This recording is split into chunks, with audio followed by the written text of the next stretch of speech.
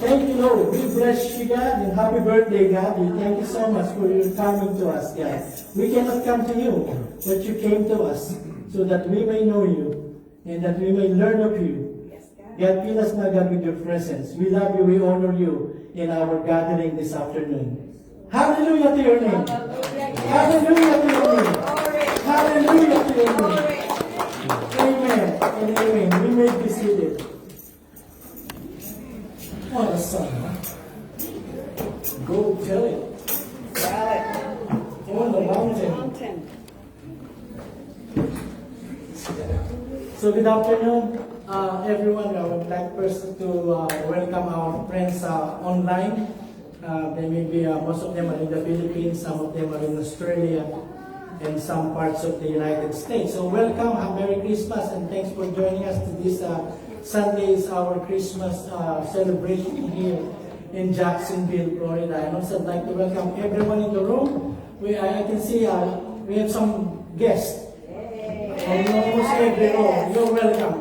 You're welcome. Amen. So, before I go to my third Christmas message, if you miss some of the messages that I've been doing every Sunday, our YouTube channel is Filipino Family Gathering Ministry International. So we have a YouTube channel, and then you can see all of the recorded messages that I did in the past.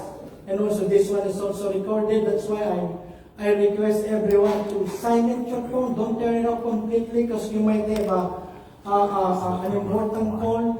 Just put it on vibrate so that it will not interrupt our recording. So before I go, I'd like to call the kids will present.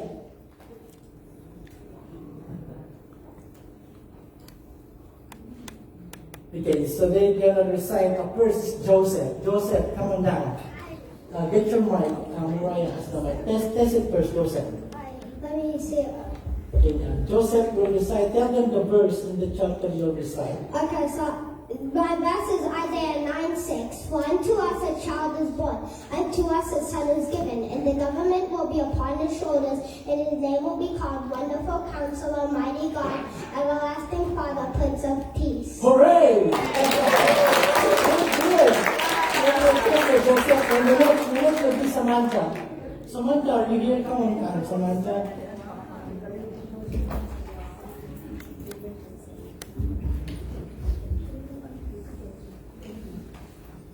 Isaiah chapter 7, verse 14.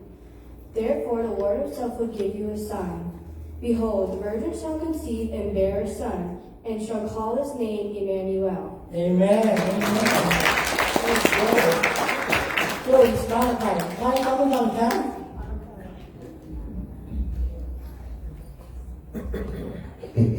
And she will bring forth a son, and you shall call his name Jesus. For he will save his people from their sins. Good deal. Thank you, guys. So, yeah, we have one more, but she happened Kayla, yes, she's coughing. So, thanks God, kids, and I heard that you're gonna sing. Somebody gonna sing here? Come on, Joseph, come down. Come on. Sing it, yeah? Alright, so what I'm gonna sing is On This Day I Shall Wing. On this day I shall wing, with a song children sing, praising Christ, heaven's King, born on earth to save us, and the Father gave us. Ideo, oh, oh, Ideo, oh, oh, Ideo, Gloria, in excelsis Deo. Ideo, Gloria, in excelsis Deo.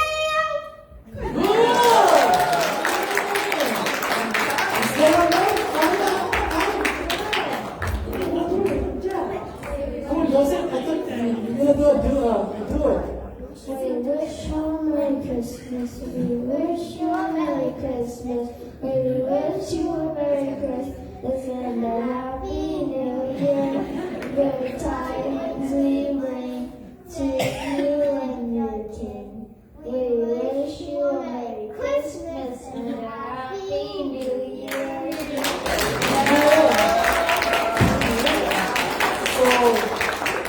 So kids, you're dismissed. You can go to your class. And thank you so much. Thank you so much. So they come almost every month and recite a memory verse. I think that's a good encouragement for us adults to also memorize verse.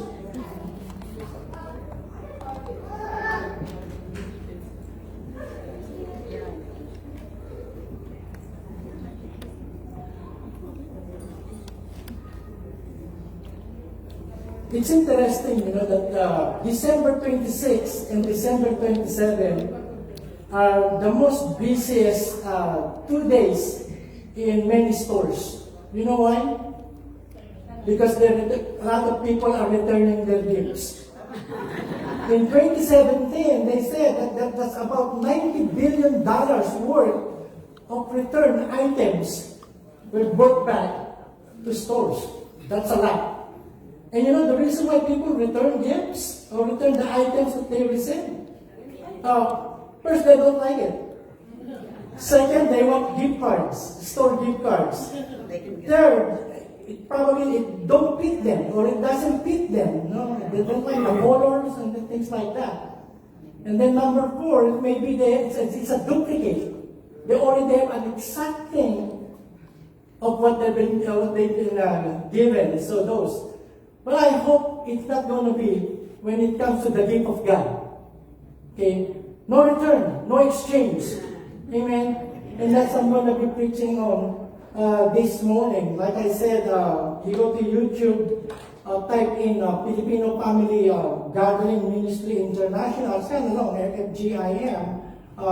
And then you will see all the previous sermons that I did. And this is the third Christmas message. My intent why I started 2 Sundays ago, the Christmas, because I want to encourage every one of you because Christmas comes every year. And comes to 26, 27, or past January 1st, we forgot what Christmas is all about. We remember more about Rudolph, about Santa, we remember about the silver bells, but we forget who is the reason for the season. And that's Jesus Christ. And why He was given to us. Okay? And the intent of God, why He gave His Son, because He loved us. The intent of God, why He gave us His Son, His only begotten Son, the unique Son of the living God, there's no other like Him, is for our lives to be impacted, not only during the December season, where we celebrate Christmas, but it impacts our life in an everyday basis. Okay, it impacts every area of our lives. So, and that's what Christmas is. I want to do my third message this afternoon about the Christ of Christmas. And I'll share it to you. I requested most of you to read John chapter 3. And this is where we found this verse. And I even requested most of you to memorize this. Okay? For God so loved the world. This is Jesus Christ talking. And if you remember the context of this verse and the following, comes in the earlier verses where a man, a Pharisee, a scholar on the writings of Moses, on the law of Moses, a teacher not only of a small group of Jewish men or Jewish people, but a teacher in Israel. He came to Jesus Christ one night. His name is Nicodemus. And then Nicodemus told Jesus, Lord, Rabbi, I know that you came from God, because no one can teach the way you teach and the signs that you do unless God is with him. Jesus Christ did not even appreciate the compliment or give him a compliment. He says in verse 3, chapter 3, verse 3, Verily, verily, truly, truly, amen, amen. Sa Tagalog, totoo nga, na sinasabi ko sa inyo, unless a man be born again, he cannot see the kingdom of God. There is unless, except maliban, na a man be born again, he cannot see the kingdom of God. So we come now to verse 16. Okay, for God so loved the world that He gave His only Son, that whoever believes in Him, in Jesus Christ, should not perish but have eternal life. I want to give 8 points just on this verse. Okay, so if you feel that you're getting sleepy, I got a holy water here. Okay, I can just spray it to wake you up. No, I'm just kidding. Okay, don't sleep with me, because this might be the most important Christmas message that you've ever heard. Okay, this is how it is translated in Tagalog. Sapagkat gayon na lamang ang pagsinta ng Diyos sa sanglibutan, na ibinigay niya ang kanyang buktong na anak upang ang sino mang sa kanya'y sumampalataya ay huwag mapahanga, kundi magkaroon ng buhay na walang hanggan. You know, John 3:16 is translated in about 900 languages. This is the most famous single verse in the entire New Testament. Okay, and a lot of people, great men of God, has spoken about this particular verse. Billy Graham, in almost all his preachings, he always relate or quote the implication of this verse. And not only that, if you are watching sports, and this is not only here in the United States, this is also worldwide, you will see this one person, and his name is Roland Stewart, and he started this crusade in the 70s and 80s, and he's not only doing it here in the States, but he's also doing this in every major sports event worldwide. Okay, and he got a very big placard that he holds on the spot, John 3:16. Okay, so that every time the camera zoom in on the end zone, if you're watching football, you will see this John 3:16. And he's my best friend. I don't know if you know him. Tim Tebow, one of the greatest college quarterback in all of history. No, and he is a Gator. Amen? He is a Gator. Right? Who? There you go. We have a Gator here. Nathan. See? Every time he plays, every time he plays a football during his college time, he always have that. Sometimes it's Philippians, but this got John 3:16. Okay, and again, this is a single famous verse in the scripture. Okay? And the first point that I'd like to make is the great love. For God so loved the world. Okay? There is that two-letter word so in Tagalog. Gayon na lang in Tagalog. Because the love of God is so great, so immense, so amazing, so awesome, it cannot be measured. It cannot be measured how big, how deep, how wide, how deep the love of God. That's why he put in the word so. For God so loved the world. It is so great that no human standard of measurement can ever measure it. Okay? It is the God kind of love that God has given us. That's what they're so. Look at the Ephesians on how great this love is. Look at what it says. Be fully capable of comprehending with all the saints, that's God's people, the width and length and height and depth of His love. See, you cannot measure it. It's so immense. Fully experiencing that amazing endless love. Hallelujah, that endless love. I admire some of these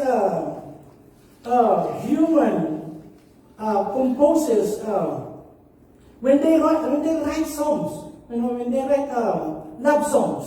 You want me to sing that endless love? Yeah. My love, there's only you in my life. The only thing that's right, my personal.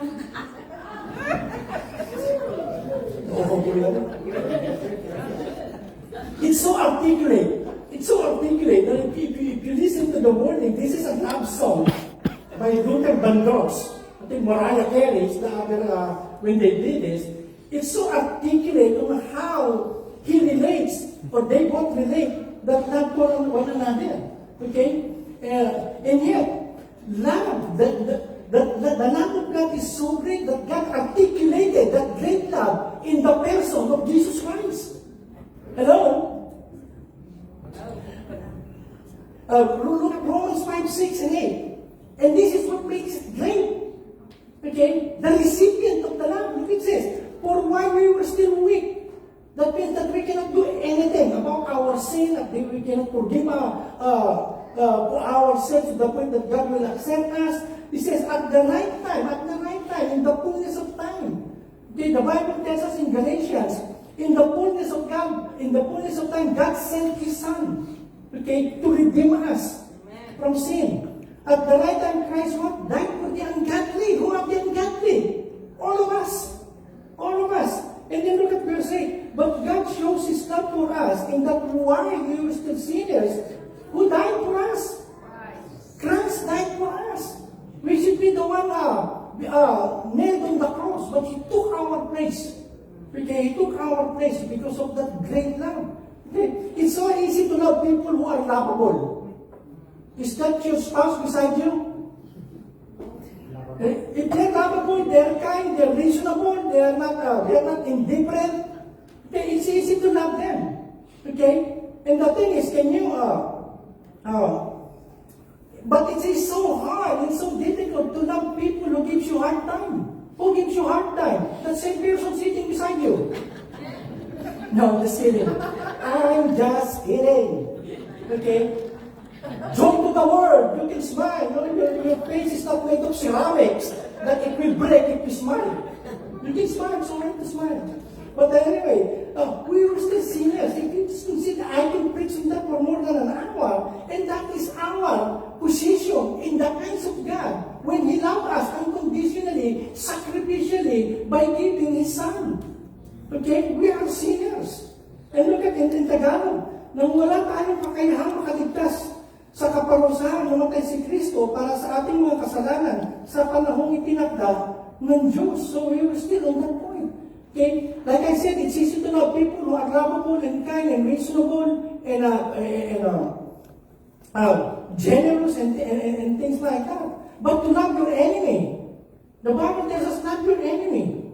Okay, not those people who gives you hard time. Now it's so hard. It takes the grace of God to do that. Look at Ephesians chapter 2, verse 4 to 6. But God, being rich in mercy, hallelujah, because of the great love, there you go again, the great love with which He loved us, even when we were dead. So not only we are ungodly, we are dead. As far as God is concerned, we are dead in our trespasses.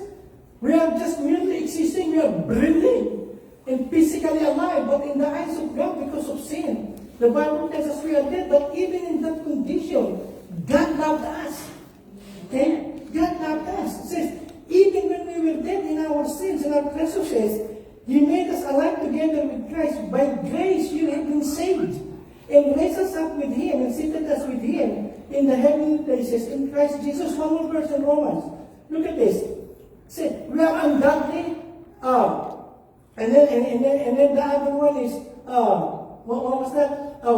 We are dead. And then the third thing is, or if while we were enemies, can you imagine that? We were reconciled to God by the death of who? By the death of His Son, and His name is Jesus. Much more now that we are reconciled, shall we be saved by His life. Consider that for a moment. While we were enemies of God.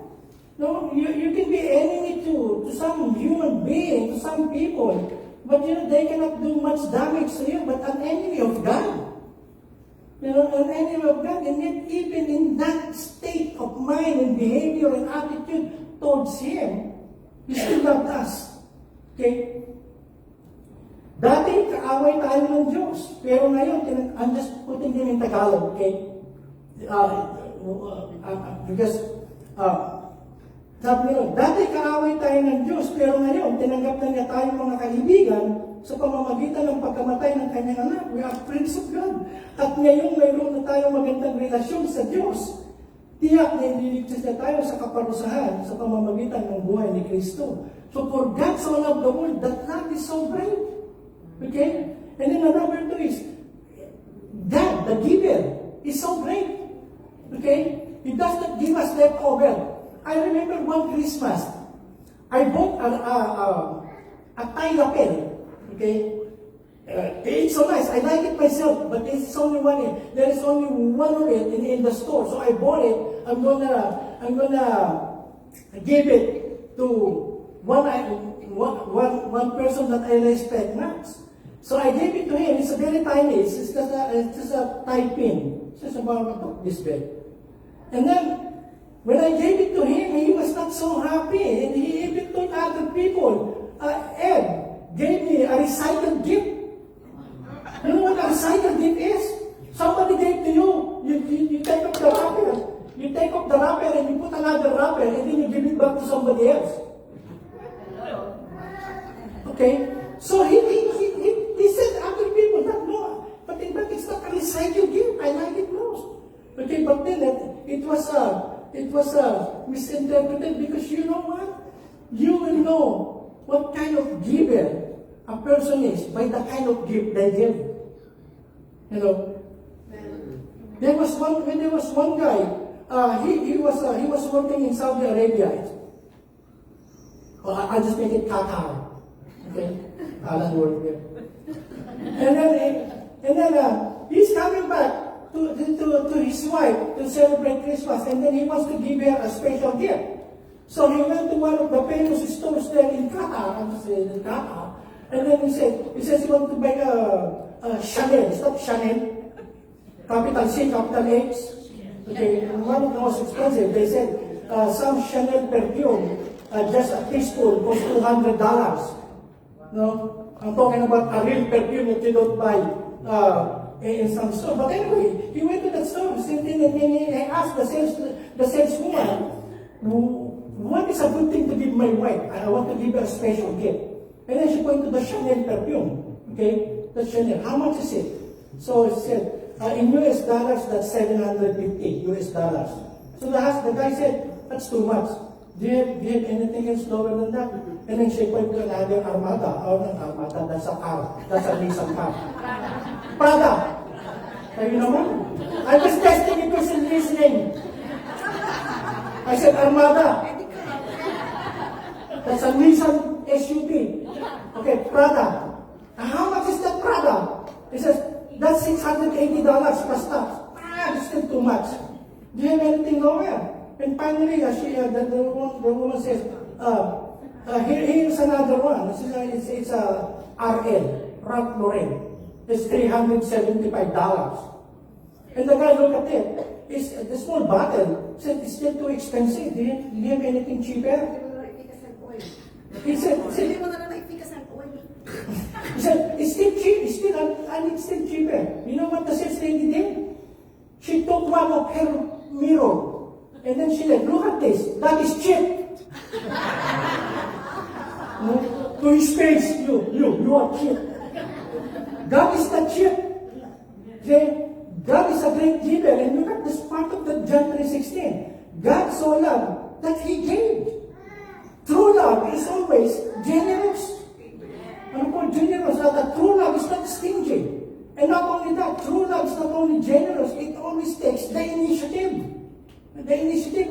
We cannot come to God on our own. God took His initiative by giving us His Son in the form of a human being so that we can relate to Him and He can relate to us and we can see Him. Okay? Just like us. Look at what's in 644. I'm getting excited. My earset is coming off. Right? I need to take.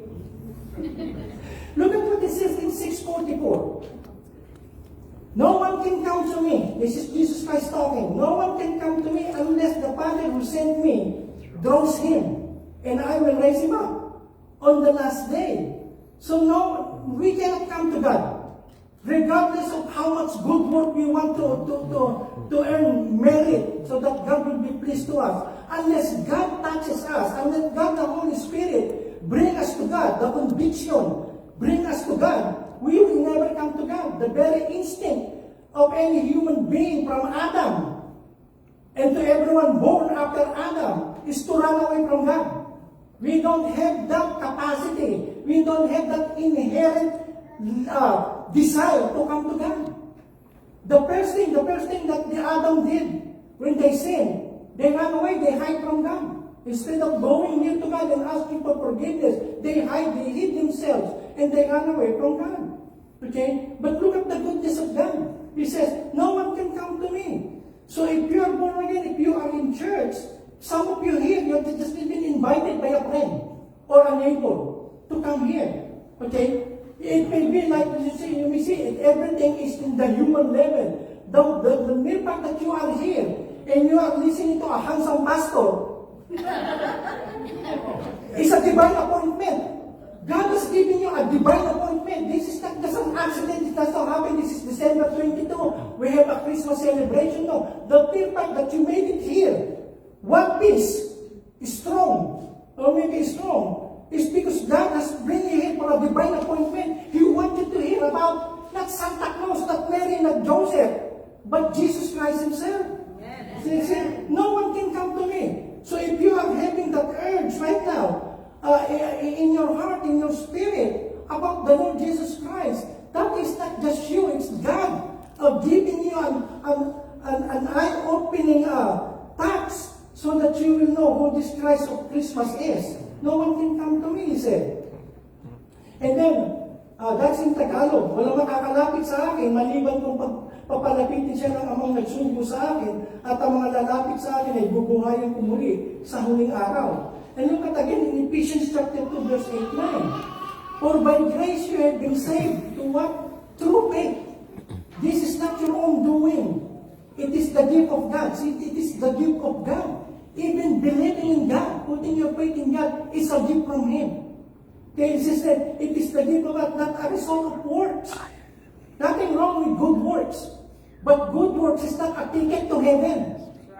Okay, you cannot tell God, Lord, look how many people I helped. Look at how many good things I've done. Look how many sacrifices I did for the sake of other people who are in need. Those are good things. But good works and those good efforts will not bring us to God. What will bring us to God is faith in Jesus Christ. By grace you have been saved through faith. Sabi ko yung ganun. So that no one may boast. No one can stand before God and say, see, I am here in heaven. Because you see all my trophies, all my awards, all the things that I did. The Bible tells us that the best of our righteousness is just filthy rags in the eyes of God. Very strong words. But that's what God says. And then look at in Romans 5:6-8. For why we were still weak at the right time. Okay, I already mentioned that. But let me go to 2 Corinthians 9:15. Thanks be to God for His indescribable gift. You cannot just describe how good and how great the gift that God has given to us through Jesus Christ. The third thing is not only a great giver, a great God, but a great gift. Okay? Something that you would not like to return to the giver. Look at what it says. He gave. He gave His only Son. Now that word there, gave, is not just, oh, Josh, I'm giving you my reading glasses. No. The word there, gave, that means that God sacrificed His Son on the cross to die for you and for me. That's what He means. I'm giving Him to die in your place. My Son who knew no sin, who was no sin. Okay? I'm giving to you. That's the word there, gave. So, look at what it says in Romans 8:31-32. What then shall we say to these things? If God is for us, who can be against us? He who did not spare His own Son, hindi niya ipinagkait ang kanyang anak, but gave Him up. Sino this? For us all. How will He not also with Him graciously give us all things? If God has given us His best, His only Son, He will give you healing. Amen. He will give you forgiveness. Amen. He will give you deliverance. He can change your attitude. He can change your behavior. He can change your mindset. Not only for today, the next day, for the week, but every time that you will be here on earth. Okay? He gave up His Son. It's so easy to give up things. Like I said, you can give. A lot of people, they donate the things that they know that they don't need, like Goodwill or Salvation Army. But there's something that important to you. You keep those things. And who of you here, including me, will give one of our kids? Okay? I know some of you are looking. Who's looking for a kid? I got two to give. No. But I'm saying, we will not give because those are precious to us, those are important to us. But God gave us His only Son. And if He has given us His best, you ask now. Ask and you shall receive.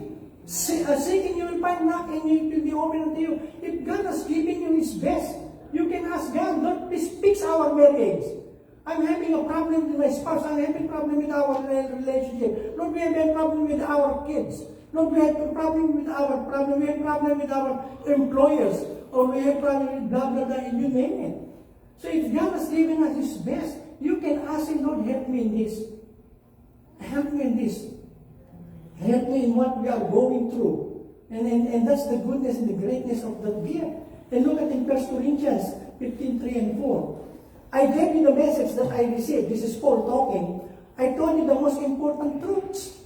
That Christ died for our sins, as the Scripture says. That He was buried and was raised to life on the third day, as the Scripture says. It all focusing on Jesus Christ, on what He did on us, for us, on the cross. And then in 6 and 8. For while we were still weak, I'm repeating it again. Christ died for the ungodly. Christ died for us. Okay? He gave His life for us. And that's the ultimate sacrifice. And then the number 4 is the great invitation. Whoever believes in who? In Him. So look at that. Whoever. That means it's universal, it's global, it's regardless of what a skin color that you have. It's regardless of how much education you have. It's regardless of how much money you have. It's regardless of how much achievements and success that you have in your life. God said, whosoever what? Believes in Jesus Christ will be saved. Whoever is an invitation for all. And that's so nice. God is no respecter of persons. Okay? And look at what it says in Romans 10 and 9. It's not that hard. Look at what it says. Because if you, see, it's up to you. Now, you know that God loves you. God has given you the best gift. and this gift is, keeps on giving and giving. Look at yourself, but because if you confess, no, with your mouth that Jesus is Lord and believe, not only Him, but believe in your heart. When the Bible says heart, it's not the muscle that pumps blood. When it says believe in the heart, that means the very person, the real you. Okay? It says that God raised Him from the dead. What will happen to you if you believe, if you confess? It says you will be saved. See, it's not church membership that will save you. And I pity, you know, I keep on repeating saying this because especially to us Filipinos, because we have this saying in Tagalog. Again, I'm going to say this because my heart breaks for many Filipinos, and I too. And I was not born knowing Jesus Christ as I know Him now. Okay, we were raised in a religion that all throughout almost our lifetime, we believe that this is it, and yet there's had a lot of discrepancy when you compare it to what God is saying in the Bible. In the Bible. So there is this saying, dito na kami pinanganak, dito na kami mamamatay. In English, we are born in this group, we are born in this organization, we are born in this belief, we are born in this church, this is where we're gonna die. And that is so sad. You are only born to die. Whereas if you have Jesus Christ says, I am the resurrection and the life. Whoever believes in me will never die. Amen. You see? And then that's why I think, if you're gonna watch, I'm proud of us here. And I'm proud of what God is putting in my heart. That's why I do not put point 1, point 2. I'm just giving you all the references in the Bible. Because there's so many churches now, they only quote one half of a verse and then preach an inspirational talk without even mentioning God, without even mentioning Jesus Christ, without even mentioning sin and repentance. Okay? That's why I'm pointing you to the Word of God so that you yourself, that I'm preaching from the Word that is eternal and God in Himself. Look at this, verse 10. For with the heart one believes. Okay? It is something, it's something that you don't do temporarily. It becomes a part of you, that belief. Now, that word believe means trusting. That word believe means obeying. And that word believe, it means consistency. That if it is convenient for you, you come to church. If it's convenient for you, you're believing. But once you're going through hardship, testings, and then you're done, you're gone. You're gone, no. With the heart one believes and is justified, and the mouth one confesses and is saved. Go tell it on the mountain. Amen. Tell the world, tell the people what God has done in your life. Amen. If God has changed your life, and God has given you assurance that when you finally breathe your last here on earth, you will spend eternity in heaven. Okay, and that's what it is. Now let's go to the fifth point. A great deliverance. For God so loved the world that He gave His only begotten Son, that whosoever believe in Him should not what? Should not perish. Now the word perish there is not dying physically. Now the word perish there is dying without God. Okay? Me and my wife attended a funeral yesterday. And I don't know about you, so me, if I attend a funeral and there are people doing their eulogy, the good things about the deceased or the dead person, I listen to what they're saying. Okay? And then I also observe on the people's responses and reaction. But me, yesterday, I was for some reason we were seated in the aisle, somewhere here, and the casket was in front. And I was thinking to myself that it's just a matter of time that I will be the one dying on that casket. Hello? There is no exemption. Death does not discriminate. Do you know that? It does not discriminate. It will come to all of us. So I was thinking that one of these days, and I don't know, I have no assurance that that because we agreed that we're gonna go for cremation. Okay, sa me and my wife. Anyway, I will not go into that. Some of you may doesn't believe in that. That's all right. Okay, because as far as I know, even if you are ashes, if you are dust, when the Lord calls you, He's gonna bring you back and give you a glorified body. But anyway, should not die. So some people are saying, I heard she will go to heaven, and that's a very good thing. That they already know that she will go to heaven because she professes faith in the Lord Jesus Christ. And so there is that assurance of not dying, and that dying is not only the physical death, but that the perish death is separation from God. Should not perish, should not go to hell. That's what it means there. That's why that whole for God so loved the world. Now the world there is not the planet. For God so loved the world there is mankind, human beings. God loves us all. Okay? He loves us all that He gave. And then He says, should not perish. Should not be separated from God from all eternity. And that's a good news. And that is good news. Now a lot of people, they gamble. They say that I will know where will I spend eternity when I die. Either will I go to heaven or will I go to hell. I will only find that out when I die. That's not true. You will find it out today. You will find it out while you're still living. You don't need to wait to die, because by the time that you die and say you're going to figure it out, it may be too late. It may be too late. You remember the husband who was dying? And he requested his wife, hey, honey, for all these years that I'm married with you, you didn't know this, but I saved a lot of money. I put it in a box, okay? But I want to take it with me in heaven. Okay, he said, I want to take that money in heaven. I'm not giving it to you and to our 3 children as an inheritance. I want to take all my savings with me when I go to heaven. Okay? So he said, he instructed his wife, I want you to put this box as our children to bring this heavy box of coins and other jewelries in the attic. In the attic. So that when my soul goes up, I will pick it up. And he died. Now, the wife followed this instruction. Sabi nila patay, sabi ng patay. You don't say no to that. So the wife put it there.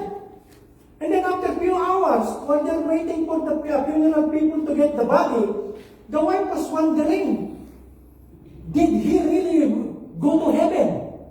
I will check the box if it's still in the attic. And she went up there, and the box was still there. You know what the wife was thinking? I should have put it in the basement. Because he didn't went up, he went to hell. Then he go to perish. Look at what he says. For God did not send. This is after verse 16. We are still in John chapter 3. For God did not send His Son into the world to condemn the world. Nakatulad tayo. If God will condemn us, none of us will be in heaven because of sin. But in order that the world might be saved through Him, the unbelieving world, the skeptical world, okay, the rebellious world, might be saved through Jesus Christ. Look at what it says. Whoever believes in Him is not condemned. It's not condemned as far as God is concerned. You don't need to do anything to go to heaven. Okay? Just remain as you are without Christ in your heart and in your life. That's where you're going to go. Okay? But God is so good. Okay? Whoever believes in Him is not condemned. He took the condemnation so that you will not be condemned, that you will be free from the consequences of sin. But whoever does not, he says, look at that. A positive and a negative statement. But whoever does not believe is condemned already, because he or she has not believed in the name of the only Son of God. And verse 19. And this is the judgment. The light has come into the world. That's Jesus Christ. And people love darkness rather than the light because their works were evil. So, we're even, and then continuing in Romans 3:23, and this is it, look at this. All have sinned. No exemption. That includes Abraham, that includes Moses, that includes David, that includes Mary, that includes Joseph, that includes all the apostles, that includes St. Paul, who wrote this. All have sinned. No exemption. And fall short of the glory of God. But look at the gift. Verse 23 of Romans 6. For the wages of sin is death. Ang kabayaran ng kasalanan ay kamatayan, impyerno. Walang hanggang pagkahiwalay sa Panginoon. For the wages of sin is death. But, I like that but. Hindi yung malaking but. Okay, beauty. Ang spelling. That it contrasts the first part of the sentence. But the free gift is free. And it's a gift. It's eternal life in Christ Jesus, our Lord. So it's a free gift. It's just up to us to receive it. And then it says eternal life. It's interesting that in the book of John, the word eternal life, or those two words, eternal life, is mentioned about 17 times. And eternal life does not mean the duration of life or the duration of time. The eternal life that God is giving us is actually His life, the very life of God living in us. Okay? I am the light, and the light is the light of the world, as Jesus Christ said. The wages of sin is death. But God did not condemn us. That is a good thing. That's the good news. You don't need to continue on sinning against God, shaking your peace on God every time something bad is happening to you, to your family. You don't need to shake your peace. God, it is your fault. Why us? Why not the other people? Why we have people in our family who have stage 4 cancer? Why other people, they don't even go to church? And they are well. And then you begin to blame God on those things. No.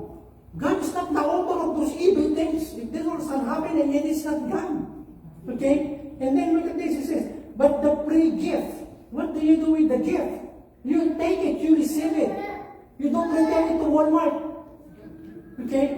So, and that's the free gift of God. And then, look at this another thing.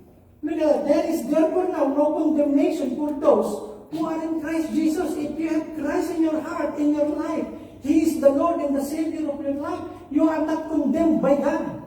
I know you're still sinning. We all sin. We are not perfect yet. As long as we are here on this body, on this earth, we still sin. Okay? But not willfully. Not purposely. Okay? We're not purposely. In the moment that we are convicted by the Holy Spirit that we have done or we have thought or we have said something bad and something that hurt other people, right there, you ask for forgiveness and you try to reconcile with whoever the person that you have done or said or thought the bad things. Okay, look at in the English easy to read version. So now anyone who is in Christ Jesus is not judged guilty. You don't want to be guilty in the eyes of God. You want to be what? You want to be absorbed. You want to be forgiven. You want to look him eye into eye. Lord, not because of my works, not because of my merit that I'm facing you now as a saved person, but because of your Son, Jesus Christ. Okay, we can look him eye to eye. And that thing is a very good thing to keep this Christmas. People may point finger on us. People may accuse us of anything, okay, that is wrong, that is evil. But if we are right in the eyes of God, then so be it to them. I am right in the eyes of God. Okay? So that's a good thing. Kaya ngayon, hindi na hatulan ng kaparusahan ng mga nakain Kristo Jesus. There's no more condemnation. And the 6, are you still there? A great promise. Hallelujah. Every promise, all the promises of God in Christ Jesus is yes and amen. Everything. That includes healing, that includes deliverance, that includes peace, that includes happiness instead of sadness. Look at this. But hell, eternal life, that is the promise. And just in this alone, I can preach about 2 hours or more just to preach you on that eternal life. Like I said, it's not a duration of time or duration of life. It is the very life of God that we live in here. Amen. When we die, and they put, it's either they cremate or they bury us 6 feet or 4 feet underground.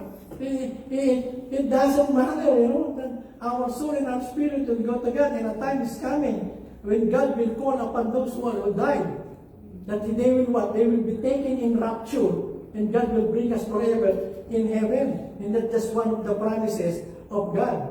Look at this. John 10:27. My sheep hear my voice, and I know them, and they follow me. God knows exactly who are His. Now, you can pretend all you want, that you are a believer, that you are a Christian, but God knows really who are His. Okay? You cannot fool God. There's no such thing as hindi nyo malalaman, no? Look at this. I give them eternal life. This is Jesus Christ talking. The moment you believe, it says, they will never perish. No one will snatch them out of my hand. Look at 36, chapter 3. Whoever believes in the Son has eternal life. The moment that you put your faith and believe in the Lord Jesus Christ, in the work that He has done, and then you put your trust in that truth, and then you have eternal life. I don't need to wait till I die, where I will find. I know exactly where I'm going. I know exactly where I'm going. When I'm done, I'm just changing my address. See, from 9546 Adelaide Drive, zip 32244, to the Street of Gold, Pearl of Gates in heaven. And then look at this. You want to give this up? Just this verse alone, part of the promise. Are you seeing it? You will not see it if you're sleeping. You have to wake up. Okay? Look at this. This is just one of the promises. Who will wipe? God. He will wipe away every tear from their eyes. That's it. It's gone. It says, there will be no more death. Walang kamatayan. Sadness. How many times you come to church and you cannot even say, hi? Because you are so down and you are so burdened by the things that is happening in your life, in your family, in your relationship, in your economy, that you cannot even rejoice. Even though they're saying joy to the world, to you, sad to the world. Okay? But look at what it says. When you finally go to heaven, there will be no more death. No more sadness. Hallelujah. No more sadness. No more crying. No? And then no more pain. Siya, daming amen dito. I know, most of you here are member of AARP. I am a member. I'm a member. I'm already having my Medicare. In fact, I'm going to apply for Medicaid. Hello? And you know, when you are growing old, there's all that what? I want to wake up, but my body does not cooperate. See, I'm just standing for 5 minutes and my knee are shaking. And it's not only shaking, it's swelling. Hello? You want to eat, what do you got, that corn on the cob? You have to put that gatekeeper before you get that machine. Hello? Hallelujah! This is what I'm getting for Christmas. And I'm not giving that. No more death, no more pain. No more arthritis, no more rheuma. No more hypertension, no more diabetes. And so what? If you have no hypertension or diabetes, in heaven you can eat all the leche plan you want. You can eat all the ice cream you want. You can eat all the donut that you want. Pastor Ed, did you think they have donut in heaven? I'm pretty sure they have some. And I'm pretty sure the donut, they got all the gluten. What is gluten? I don't know what gluten is. But what I know about gluten is very good. Some people, they're very concerned. Is that bread with gluten? I'm not going to eat it. Give it to me. I'll eat all those gluten. God created gluten. Somebody told me, when you eat egg, don't eat the yellow. Because it has a lot of cholesterol in it. If it has not, if the yellow of an egg has a lot of cholesterol and it will kill you, God will not create an egg with the yellow. Because the Bible says, and God looked at His creation, and everything was good. Okay, I'm not telling you to go to the extreme, okay? I'm not telling you to eat all the yellow until you're already swelling and you feel dizzy and sick. No, eat in moderation. It's alright to put salt on your egg. A little bit. No more pain. I don't know no more pain. I was 2 years old when I had my polio on my right leg. Okay? Most of you have normal legs. So you just take it for granted. If you want to get something, you have to walk, you just take it for granted because you have normal legs. But not to me. In the house, if I want to get something, I still have to process where will I go. If I want to go to the kitchen, where is the fastest and the safest? Because I cannot afford to fall down. And then not only that, I have a polio when I was 2 years old. The polio vaccine was invented here in the US. We don't have yet in the Philippines. Okay? That was in the early 60s. And in here, about 20 some years ago, I have a hip replacement, 2 hip replacement on my good leg.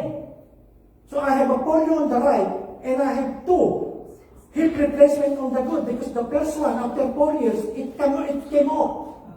So my orthopedic surgeon put only 1 screw between that socket, the bone and the socket, and it came off. My wife and I, we were in Philadelphia when it happened. We were doing a Bible camp when I feel that it came off. So when I came back to Jacksonville, they do a revision surgery, and now we put, I think, 3 screws so that it will not come off until I'm alive, until I'm living. But anyway, I know pain. I cannot tolerate pain. Some people, they can tolerate pain. I cannot tolerate pain. That's why God says that when He was on the cross, this the Bible tells us, because of His stripes, or through His stripes, we are healed. Lord, I don't like this pain. Please take it off. He may not take it off in your lifetime here or here. That's His decision. Okay? We've been praying for many of you, so that you will, that the pain that we go through on a day-to-day basis will just go away from your physical body. We will never stop praying for you on that, because we believe that God is a healer. But anyway, He allows pain. And this is so good that when I go there is no more pain. Hallelujah. When you see me in heaven, I will not be limping.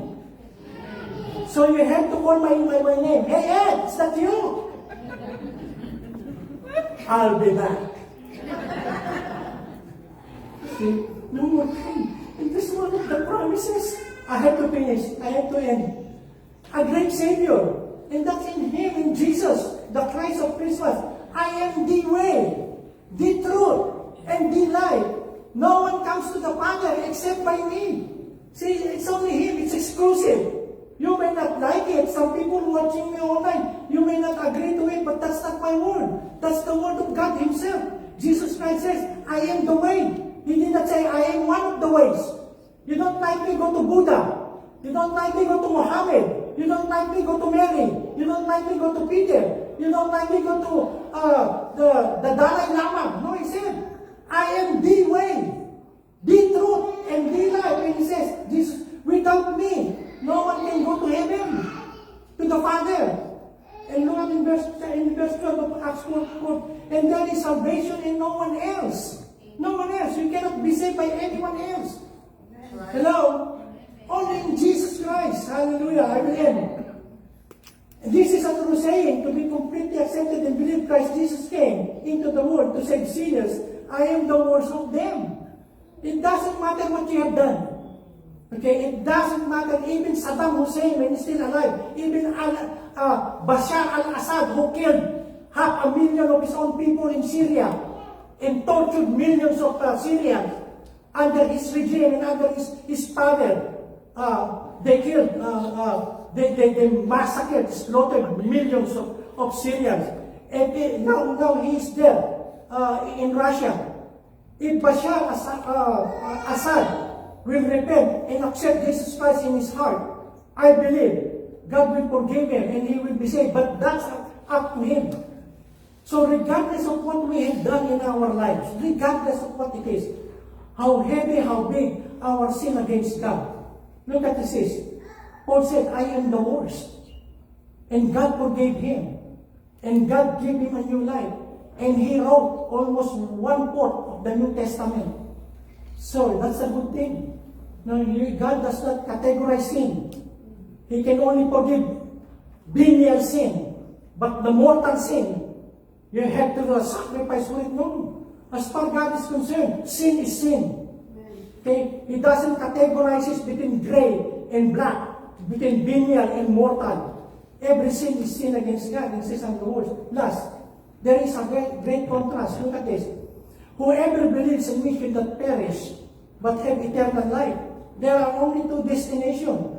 While I was there at the funeral yesterday, and so many people, I was thinking, whenever there is a viewing or a memorial service, whenever, this is normal, especially people will just talk about the deceased. And what you will hear, I'm not talking about the one yesterday, okay? I'm talking about the many experiences in the Philippines. Okay? Tatagalogin ko, sa atin, pag namatay na, nagiging mabait. Pag namatay na, mabait naman talaga yan eh. Kahit yung sinungaling yan, sugalero yan, mabait. Walang iya yan. Pag namatay na, bumabait eh. See, I will speak in English. When a person dies, and most of you have been to a wake, to a viewing, to a funeral service, regardless who that person and what he or she has done, suddenly the talk of the people, he is a good person. I was just talking to him. She helped me a lot. She is good. He is kind. Every time a person dies, then suddenly they become good. Maybe they are in heaven. Not so. Not so. There are two destinations. If you don't have Christ, you will go to hell. If you have Christ, you will never go there. You are assured of heaven. Okay? He who believes in me has eternal life.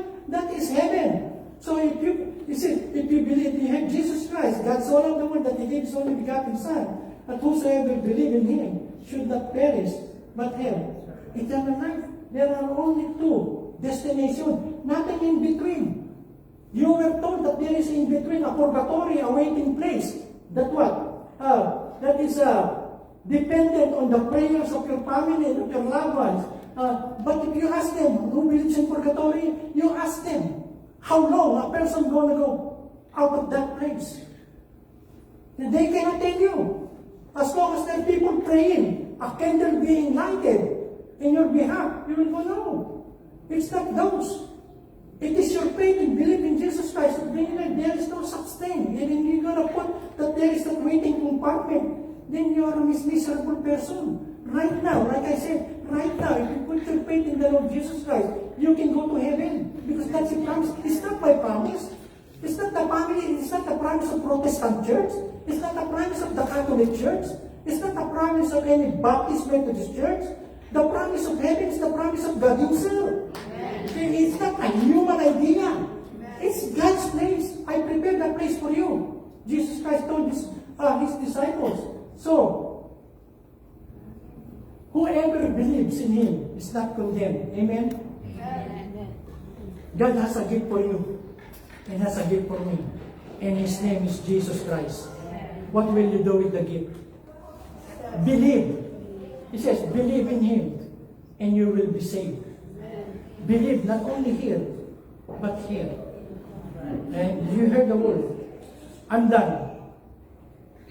Lord, we thank you so much, God, that Christmas may come, Christmas celebration will go away and then come again the next year and the year following and the year following. But God, we want our Christmas celebration different, God.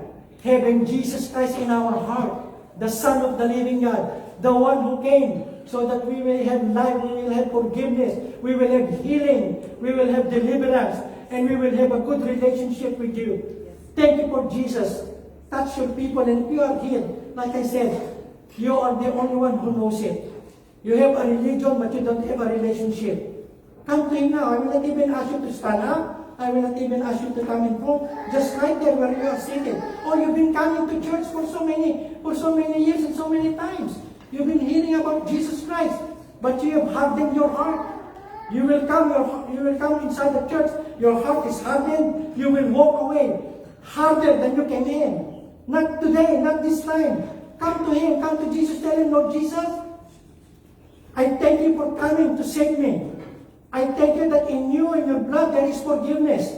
I thank you that there is life eternal. I don't need to wait until I die before I will be assured that when I breathe my last here in earth, I will see you face to face.